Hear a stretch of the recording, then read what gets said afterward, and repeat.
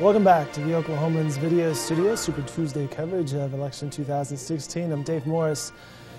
Our live coverage continues here online. Follow us newsok.com/live.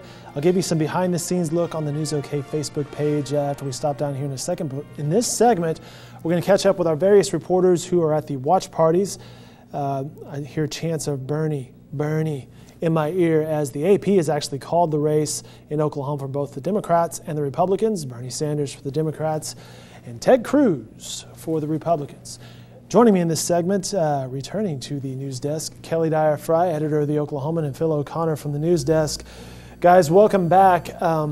Reporters joining us will be Silas Allen, who was supposed to be at Empire Slice for the Bernie Sanders watch party, but Phil, he has been shifted over to the District House. Yeah, there was a lot of competition for that assignment. A lot of people wanted the Empire Slice Bernie party, but Silas drew that straw. But now we found out he's been shipped off to some coffee house. Right across the street. Maybe not quite as raucous, but it sounds like they're having a pretty good time there. Silas, what is the mood there? You know, they're enjoying themselves here, beer or otherwise. Silas, what's the... They just flashed the news across... Go ahead. Go ahead. I was just going to say, what is the mood there, and are they aware that he's been declared the winner now? Presumptive winner. It just came across the big screen that the Associated Press had called the race for Bernie, and the place erupted in chants of Bernie, Bernie. So yeah, they're aware of it, and they're excited about it. What was their mood leading up to it? Do you feel like they were, I mean, these are obviously the supporters. Did they feel like he was going to have a victory here? It seemed like one of his supporters named Daniel Miley, who said he felt like Sanders has just been on the right side of every issue 20 years, and he said he thought that a lot of that would carry over into Oklahoma. And a couple of them also mentioned that Sanders has gotten a lot of support from lower income people, and they mentioned that Oklahoma's not a wealthy state, and he may be drawing some support here because of that. It's interesting. You know, Sanders has done well in college areas. We had somebody down at one of the polls in Norman today, and universally the people that she spoke to, it was Darla was down there earlier today, and the people that she was speaking with were all pretty much, you know, for the man, for Bernie. So apparently he's doing well here in the city. This is one election that is just and wild. as you mentioned, it's a decidedly younger crowd here as well. There are a few people in their 50s and 60s, but everybody other than that is college age or just, you know, shortly after college. I would skew the numbers the minute I stepped in the District House tonight. You mentioned Darla Slipke going to OU. She, of course, is part of our team coverage tonight. She is covering the Hillary Clinton watch party, and Darla will bring you in at this point. What's the mood there? Yeah, well, the atmosphere here is still pretty lively.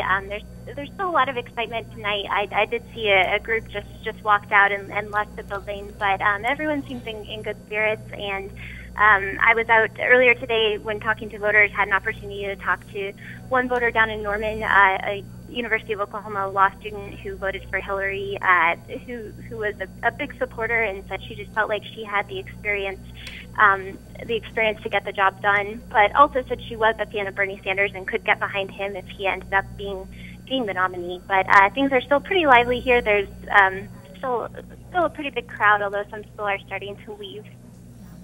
Darla, they know that the AP has called it at this point for Sanders? Well, I'm not sure. I haven't been here as long. I got here not long before you guys called, so I don't know if they are aware of it yet. Are they celebrating, I mean, the fact that she's won in some other states?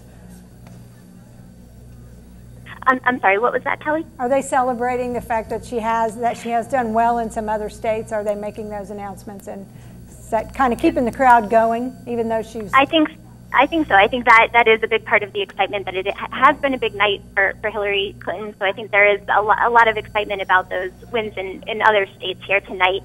The crowd has got the TV on. They're watching the results come in on CNN, and so a lot of attention being paid to that.